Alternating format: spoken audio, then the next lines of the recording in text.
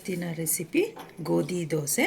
ನಾನು ಈಗ ಒಂದು ಬಟ್ಲು ಗೋಧಿ ಹಿಟ್ಟು ತಗೊಂಡಿದ್ದೀನಿ, ಸ್ವಲ್ಪ ಸೋಡಾ, ಆಮೇಲೆ ಉಪ್ಪು, ಇಷ್ಟೇ ಬೇಕಾಗಿರೋದು.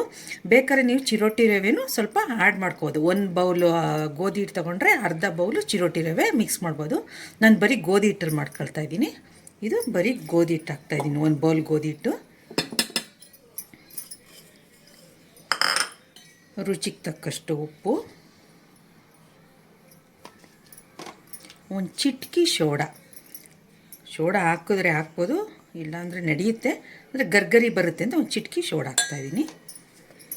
ಸೊ ಇದನ್ನೆಲ್ಲ ಮಿಕ್ಸ್ ಮಾಡಿಬಿಟ್ಟು ಸ್ವಲ್ಪನೇ ನೀರು ಹಾಕ್ಕೊಂಡು ಗಂಟಿಲ್ದಂಗೆ ಕಲಿಸ್ಬೇಕು.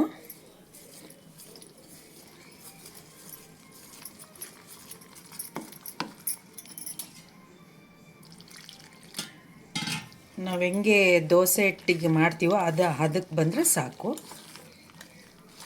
ಇದು ತುಂಬ ಈಸಿ ರೆಸಿಪಿ. ಬೆಳಗ್ಗೆ ಬ್ರೇಕ್ಫಾಸ್ಟ್ಗೆ ಇದು ಮಾಡಿಕೊಂಡ್ರೂ ಆಗುತ್ತೆ. ನಾನೀಗ ಗೋಧಿ ದೋಸೆ ಮತ್ತು ಕಾಯಿ ಚಟ್ನಿ ಮಾಡ್ತಾಯಿದ್ದೀನಿ.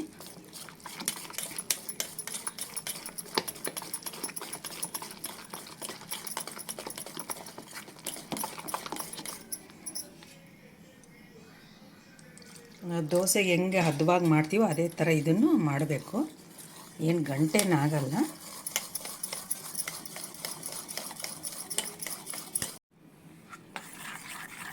ಈ ಥರ ಬಿಟ್ಮೇಲೆ ಈ ಹದ ಇದ್ದರೆ ಸಾಕು. ಈ ಹದವಾಗಿ ಹಾಕಿದ್ರೆ ದೋಸೆ ರೆಡಿಯಾಗುತ್ತೆ. ಈಗ ಹೆಂಚ್ಕಾದಿದೆ, ದೋಸೆ ಹಾಕೋಣ. ಈಗ ಎಷ್ಟು ತೆಳುಗೆ ಬೇಕಾದ್ರೂ ಹಾಕೋಬೋದು, ಇದು ತುಂಬ ಚೆನ್ನಾಗಿರುತ್ತೆ.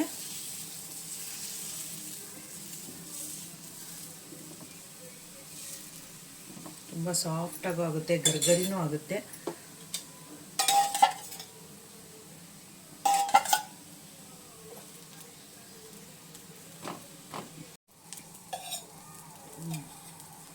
ಇದ್ರ ಮೇಲೆ ಒಂದು ಸ್ವಲ್ಪ ತುಪ್ಪ ಎಲ್ಲ ಹಾಕಿ ಗರ್ಗರಿಯಾಗಿ ಬರುತ್ತೆ. ನೋಡಿ, ಎಷ್ಟು ಗರಿ ಬೇಕಾದ್ರೂ ಮಾಡ್ಕೋಬೋದು.